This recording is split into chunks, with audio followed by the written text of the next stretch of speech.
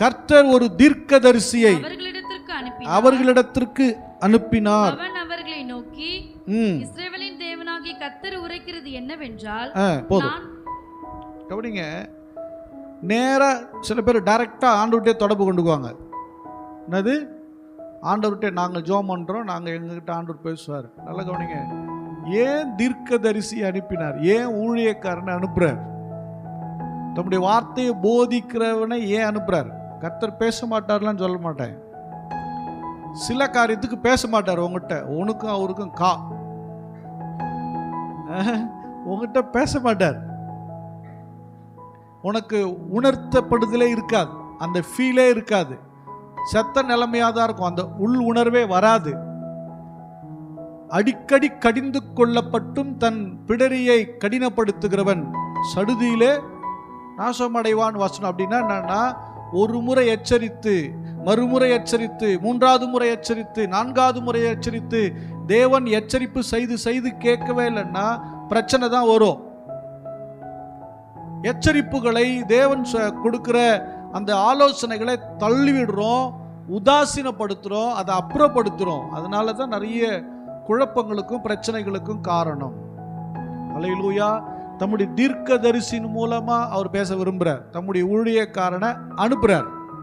இன்னைக்கு எப்படின்னா, mister perfect, missus perfect, miss perfect, mister. நான் எல்லாத்துலயும் பர்ஃபெக்ட், நான் பர்ஃபெக்ட். வசனம் சொல்லுகிறது, மனுஷன் தன்னுடைய பார்வைக்கு எப்படி இருக்கிறானா? அவன் பார்வைக்கு நலமா தான் இருக்கிறானா? கர்த்தரோ ஆவிகளை, சொல்லுங்க, படிச்சாதானே தெரியும். மனுஷனோ ஆவிகளை நிறுத்து பார்க்க, அதாவது தராசுல போட்டு பார்க்கிறாரு. நமக்கு தெரியும் நான் பர்ஃபெக்ட், நான் பர்ஃபெக்ட் நினைச்சுக்குவோம்.